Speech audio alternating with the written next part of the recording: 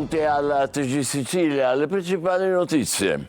I tentacoli della mafia sui servizi turistici a Ortigia, 4 arresti, imposto il pizzo anche ai proprietari degli Ape Calessini utilizzati per visitare il centro storico, coinvolti pure agenti della polizia municipale infedeli. Un medico chiedeva favori alla cosca. Alle Eolie un veliero trasportava 150 kg di marijuana, valore della droga sequestrata oltre 1 milione di euro. Arrestati uno spagnolo e una colombiana.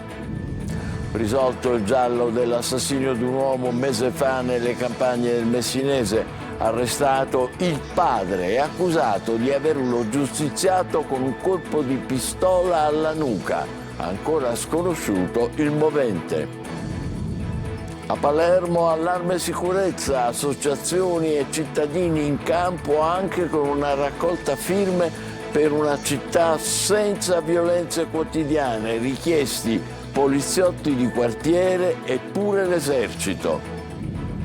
Catania e gran parte della Sicilia alle prese con i blackout elettrici. Il sindacato UGL sollecita l'intervento della Regione e punta il dito contro l'assenza di investimenti per potenziare la rete. Sempre a Catania trasloca il pronto soccorso dell'ospedale Cannizzaro, l'accesso per auto e mezzi di soccorso consentito dall'ingresso principale del padiglione F1. I nuovi interventi migliorano i servizi per pazienti e personale medico. Il ponte sullo Stretto potrebbe essere considerato struttura militare, ottenendo di conseguenza maggiori finanziamenti, ma così per le opposizioni il progetto andrebbe rifatto da capo. Ore febbrili di calciomercato, i nomi per le difese di Palermo e Catania sono Bani per il rosanero e Casasola per i rossazzurri, che stanno per ufficializzare Pieraccini. A Siracusa l'allenatore Turati fiducioso in attesa dell'arrivo del DS.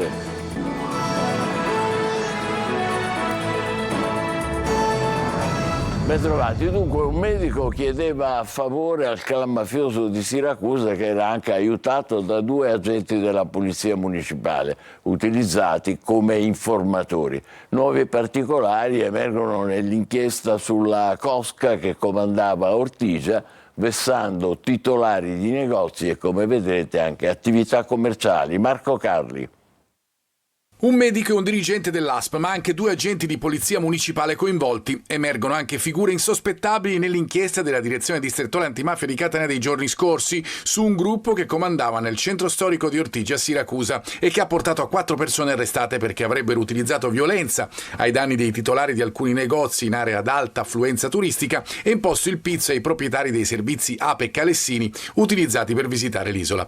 Dunque coinvolti anche professionisti e addirittura chi si dovrebbe occupare di ordine pubblico e della sicurezza urbana, i 2 agenti della polizia municipale che invece, secondo l'indagine, avrebbero avuto il ruolo di informatori nell'anticipare i controlli o nel dare notizie su mezzi e su dati anagrafici degli intestatari accedendo al portale della motorizzazione civile. La storia del medico è invece quella classica di chi si rivolge a coloro che a suo avviso detengono il potere sulla zona per averne un vantaggio. Il dottore, non riuscendo a farsi dare i soldi con metodi legali grazie alla mediazione del dirigente dell'ASP, sarebbe entrato in contatto con la cosca per la riscossione di un credito di circa 30.000 euro. Al debitore sarebbe stata sottratta una macchina che avrebbe rappresentato l'acconto di 10.000 euro. Insomma, un'organizzazione radicata nel vivere comune, come dimostrano le persone coinvolte, composta da Claudio Guzzardi, Cristian Fontana e Andrea Sapienza. Tra le barche da sogno che affollano le Eolie, un veliero trasportava 150 kg di marijuana. Arrestati uno spagnolo e una colombiana, valore della droga sequestrata più di 1 milione di euro. Eva Spampinato. Tra yacht di lusso, aperitivi in barca e vacanze da sogno, il mare delle Olie nasconde anche rotte del crimine. E proprio qui, tra i fondali blu e le bandiere internazionali delle meravigliose imbarcazioni dei VIP, che la Guardia di Finanza ha intercettato un veliero carico di droga, 150 kg di marijuana nascosti con cura sotto coperta. A bordo non c'erano Jack Sparrow e i pirati dei Caraibi, ma un uomo spagnolo e una giovane donna colombiana. Viaggiavano in silenzio su una barca a vela che cercava di nascondersi e confondersi tra i turisti, ma che ha insospettito i finanzieri per la rotta anomala e la velocità sostenuta verso Milazzo. È bastata un'ispezione accurata per scoprire 7 borsoni ben sigillati nascosti negli scomparti stagni della barca. Dentro 126 buste sottovuoto piene di marijuana del tipo skunk, una delle varietà più potenti sul mercato.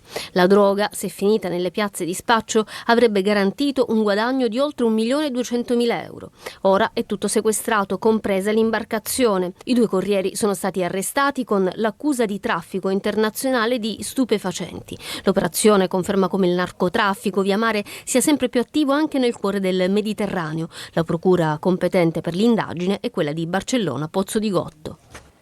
C'è una svolta nell'omicidio di Angelo Pirri, il 41enne, il cui corpo era stato trovato un mese fa vicino all'autostrada Messina-Palermo. È stato arrestato il padre della vittima. Avrebbe letteralmente giustiziato il figlio con un colpo alla nuca e nascosto il corpo nelle campagne. È ancora sconosciuto il movente. Francesco Triolo.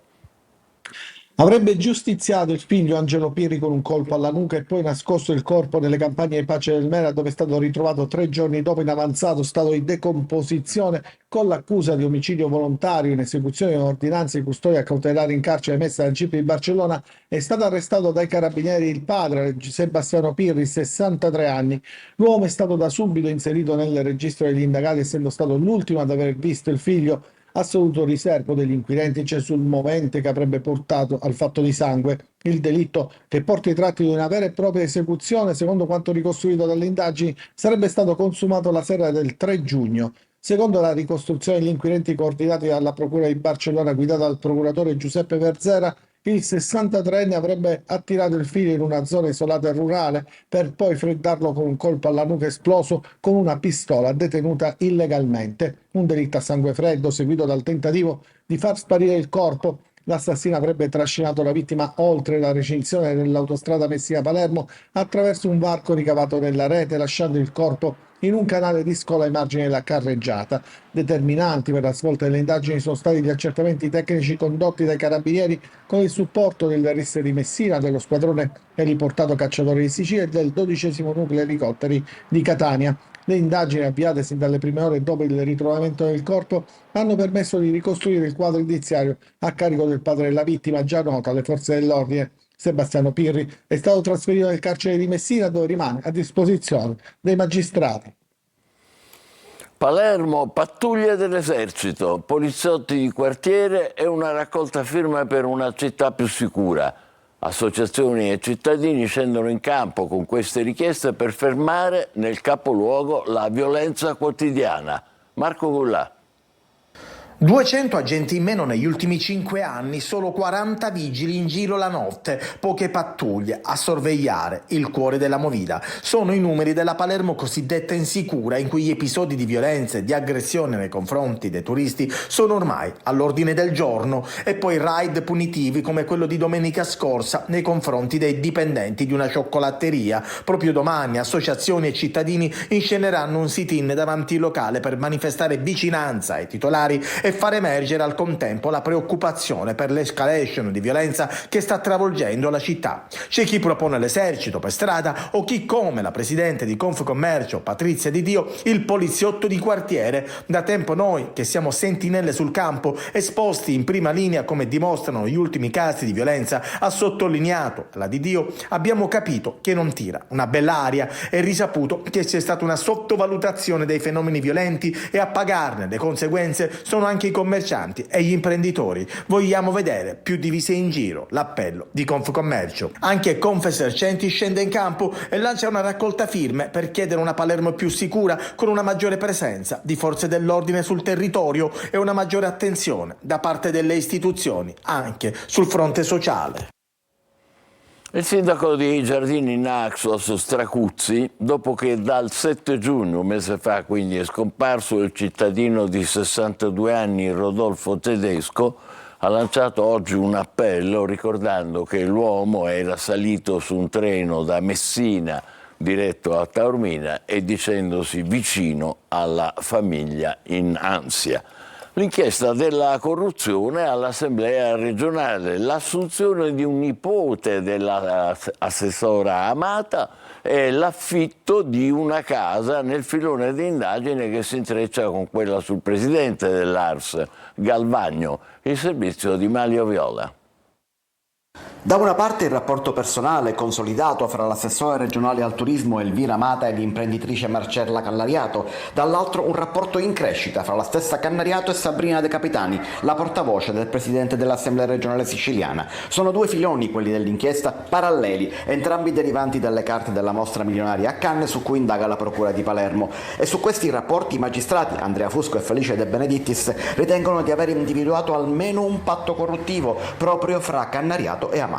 Al centro delle intercettazioni c'è Tommaso Paolucci, il nipote diciottenne dell'assessore, al quale Caterina Cannariato avrebbe trovato e pagato casa, prima un B&B, poi un alloggio studentesco ottenuto all'Ersu, infine casa sopra il posto di lavoro che lei stessa le avrebbe fornito, assumendolo con uno stipendio da 1.500 euro al mese, sia pure con un contratto a termine e la promessa comunque di trasformarlo in indeterminato. La Cannariato avrebbe chiesto ad una sua dipendente poco più grande di prenderlo sotto la sua ala, di inserirlo nel mondo dei giovani palermitani, di uscirci insieme per fargli conoscere gente. Ma non basta, Caterina Cannariato avrebbe procurato casa anche all'assessore, ma quella se la sarebbe fatta pagare perché i giornalisti non cercano altro, avrebbe detto intercettata, e ci sarebbero altre utilità che però gli inquirenti non contestano durante la campagna elettorale per le europee. In cambio avrebbe ottenuto una corsia preferenziale nei contributi dell'assessorato, ma il rapporto non era solo fatto di rose e fiori. L'imprenditrice avrebbe manifestato insofferenza per doversi far carico di tutte le spese del nipote dell'assessore.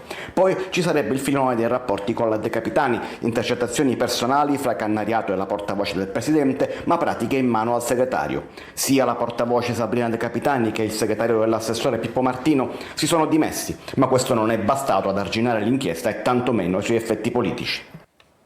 Il Tribunale di Milano ha ordinato a Glovo, la società di consegne a domicilio, di avviare un immediato confronto con il rappresentante dei lavoratori di Palermo e di Trapani sui rischi per la salute e per la sicurezza dei rider derivanti dalle ondate di calore. Un disagio più volte denunciato anche dal nostro telegiornale, e questo è il primo provvedimento del genere deciso in Italia. A Catania adesso, dove la città e gran parte poi della regione è alle prese con i blackout elettrici, il sindacato UGL sollecita l'intervento della regione e punta il dito contro l'assenza di investimenti per potenziare la rete. Tonino De Mana. Prima i blackout nel centro storico, poi i problemi seri alla zona industriale. Catania fa i conti con un'altra emergenza, quella elettrica, che si ripropone sistematicamente in estate. Attenzione, non è solo il caldo a creare disservizi, e la conferma arriva dalla denuncia dell'UGL, che si rivolge direttamente ad Enel, alla regione siciliana e per conoscenza all'ARERA. Ormai li chiamiamo blackout, ma sono interruzione di pubblico servizio. Numerose attività commerciali e tante abitazioni che rimangono anche senza acqua dovuta alla mancanza della luce. Il problema è dovuto alla fatiscenza delle linee, sono ormai linee realizzate anni e anni addietro, che comportano, diciamo, dei lavori continui e costanti. Cioè, non appena salta una linea viene messo un giunto, dopo 10 giorni più avanti risalta e siamo punti da capo. Non le manda a dire l'avvocato Mario Lopresti. Tutta la rete elettrica siciliana, sia in media che in bassa tensione, è un colabrodo, perché non viene più fatta manutenzione, non vengono fatti ammodernamenti degli impianti, non si investe più sulla rete. Un tempo i dirigenti erano degli ingegneri, sapevano come si faceva l'energia elettrica, come veniva prodotta, come veniva trasportata, conoscevano la materia. Intanto, generatori di emergenza e scavi continui mettono in evidenza la triste realtà che coinvolge tutte le città siciliane, con gravi criticità a Catania, Palermo, Siracusa ed Agrigento. Torna oggi l'appuntamento con il sindaco, il confronto con il primo cittadino di Catania, Enrico Trantino, in diretta su Telecolor, dopo il TG, alle 14.30. Per le vostre domande e segnalazioni scrivete al numero WhatsApp 342 74 55 005 oppure inviate una mail a Sicilia24Focus, tutto attaccato, @telecolor.it. Vi aspettiamo su Telecolor alle 14.30. Adesso ancora a Catania cambia look e trasloca il pronto soccorso dell'ospedale Cannizzaro. L'accesso per auto e per i mezzi di soccorso consentito dall'ingresso principale del padiglione F1. I nuovi interventi migliorano i servizi per paziente e personale medico. Ancora Tonino De Mana.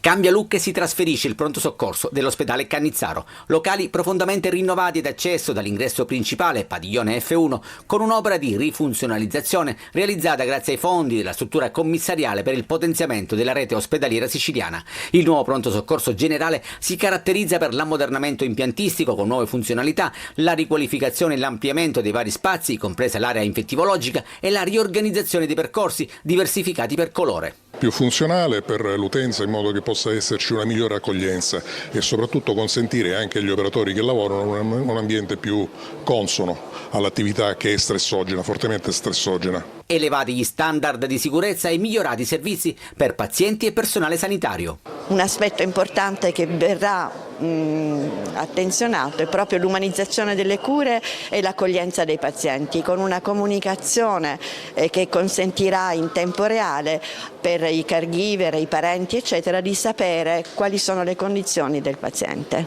Adeguata e migliorata anche la viabilità attorno all'area del pronto soccorso e al padiglione F3, con un doppio senso che renderà più snello il flusso dei veicoli.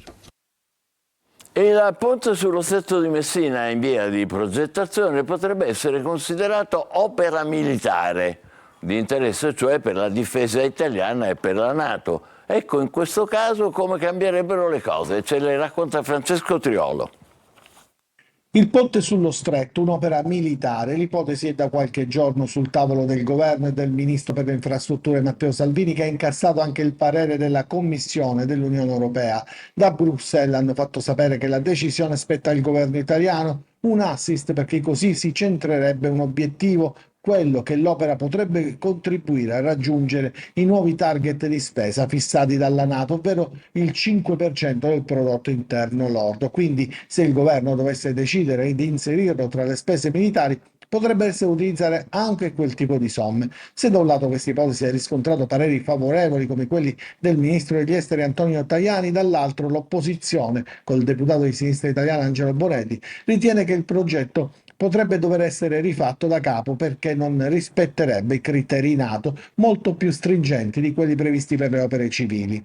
Il governo potrebbe inserire il ponte nel cosiddetto Military Mobility Action Plan 2024 dell'Unione Europea, con un ruolo centrale nel sistema della mobilità militare europea. E un altro effetto di questo inserimento deriverebbe anche dalla semplificazione contenuta nel decreto approvato ieri dalle commissioni della Camera e che prevede per i progetti infrastrutturali con obiettivo la difesa nazionale tempi ridotti per l'adozione delle valutazioni di impatto ambientale. Questo a pochi giorni dalla pronuncia del CIPES sul progetto definitivo del ponte che potrebbe dare il via all'apertura dei primi cantieri.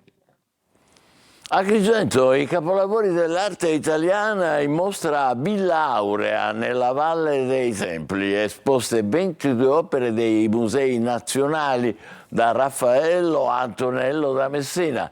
Tra i primi visitatori Riccardo Muti, servizio di Davide Sardo.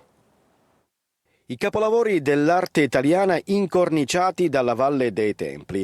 A Villa Aurea, nel cuore del Parco Archeologico di Agrigento, è in corso la mostra Tesori d'arte dai Musei Nazionali Italiani. Esposte 22 opere straordinarie di maestri come Raffaello, Antonello da Messina, Mattia Preti e Perugino, provenienti dai più importanti musei di tutte le regioni italiane. La rassegna è promossa dalla Regione Siciliana in collaborazione con il Ministero della Cultura ed è parte del programma ufficiale di Agrigento Capitale Italiana della Cultura 2025. La mostra si dipana attraverso un percorso cronologico che va dal 400 al 900, e che vede artisti di grande levatura accanto ad artisti magari di minore risonanza mediatica, ma altrettanto importanti. Tra i primi visitatori d'eccezione il maestro Riccardo Muti, che ha voluto rendere omaggio a questa prestigiosa iniziativa. Questa mostra è un esempio di un amore della bellezza, della cultura, e io spero che questi esempi possano moltiplicarsi in futuro, perché noi abbiamo, soprattutto oggi, in un mondo in fiamme, in un mondo che si sta lacerando, solo la bellezza, l'armonia e la cultura possono armonizzare di più l'amore tra i popoli. La mostra resterà aperta al pubblico fino al 30 novembre. È il momento della nostra pausa, tra poco il calcio, naturalmente con le ultime novità sulle trattative di mercato delle siciliane. Vi aspetto tra pochissimo.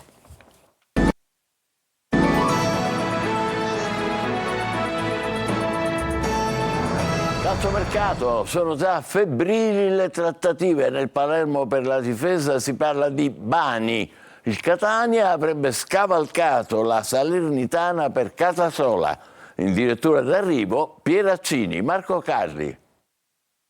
Il Palermo, dopo Augello, pensa ancora alla difesa. Ingaggiato l'esterno sinistro, ora l'obiettivo sono i centrali. Un nome accostato ai rosanero è quello di Bani, in forza al Genoa. Si parla anche degli under, Lucchesi della Fiorentina, oppure Marcandalli del Genoa e Giorgini del Sudtirol, capaci di agire anche a destra.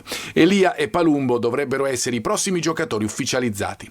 Dal Catania attesi i primi colpi, il nome nuovo è quello di Casasola. Il duttile difensore della Ternana, classe 95, sembrava vicinissimo alla Salernitana, e invece il Catania si è inserito e potrebbe aver portato il giocatore a sposare la causa rossazzurra. Si attendono sviluppi. Chi arriva di sicuro nelle prossime ore è Pieraccini, giovane del Cesena, formula del prestito con diritto di riscatto, anche se i romagnoli vorrebbero la possibilità di esercitare il controriscatto. L'altro cesenate in orbita Catania è Donnarumma, prenderebbe il posto di Anastasio, che ha vari estimatori oltre alla solita Salernitana, fra cui il Perugia. Dopo la partenza di inglesi, i tifosi rivolgono la propria attenzione sul mercato delle punte, accostato Tonin, che può rappresentare però un'alternativa, come lo è stato a Pescara. Servono due nomi di sicuro affidamento e Pastore lavora anche per questo. Fra meno di una settimana parte ufficialmente la stagione con il ritiro di Norcia. A centrocampo torna prepotente il nome di Capomaggio, come sempre non facile arrivarci, Salernitana in vantaggio, e giungono conferme su Varone, potrebbe arrivare Vallocchia ancora dalla Ternana. Il Trapani ha in pratica sistemato la difesa con l'ingaggio di Negro dal Cittadella e dell'ex capitano del Foggia Salines, ceduti Zuppel, Cristini e Zappella al Guidonia, Guerriero al Treviso e il giovane Sciortino alla Pistoiese, squadra in ritiro a Troina nell'Ennese dal 16 luglio. Dovrebbe essere ufficializzato entro venerdì il nuovo direttore sportivo della Siracusa Calcio, società al lavoro per costruire una squadra competitiva che darà spazio ai giovani. Mister Turati dice al nostro TG: campionato difficile, ma non mancheranno voglia e determinazione. Francesco Aloi. 48 ore ancora, forse anche meno, e il Siracusa avrà il suo direttore sportivo. A meno di clamorosi cambiamenti, dovrebbero essere confermati i rumors sul ritorno in azzurro di Antonello Laneri. Soltanto dopo saranno ufficializzati i primi colpi di mercato, tra rinnovi e nuovi arrivi. Vogliamo sicuramente riconfermare lo zoccolo duro dell'anno scorso, alla quale vogliamo chiaramente aggiungere diversi ragazzi, fra questi anche degli under. Obiettivo: divertirsi e divertire, non perdendo l'entusiasmo che ha dominato nella scorsa stagione. Certamente sarà un campionato molto difficile, però il Siracusa è pronto a giocarselo con serenità. Dentro il nostro contesto squadra non mancheranno voglia, grandissima determinazione, e anche se ci accingiamo ad affrontare un campionato veramente complicato, vogliamo dare sicuramente grandissima soddisfazione. Mister Turati proporrà sempre il suo schema di gioco: squadra a trazione anteriore e palla a terra. Penso che l'anno scorso questo tipo di calcio abbia sicuramente dato soddisfazione. Anticipato di un giorno, al 16 luglio, l'inizio del ritiro a Canicattini Bagni. Intanto sono 600 i tifosi che hanno già sottoscritto l'abbonamento. Nella prima parte di campagna campagna dedicata al diritto di prelazione. Intanto noi ci fermiamo qui e grazie per averci seguito. L'appuntamento è per le 20 come al solito. Buon pomeriggio.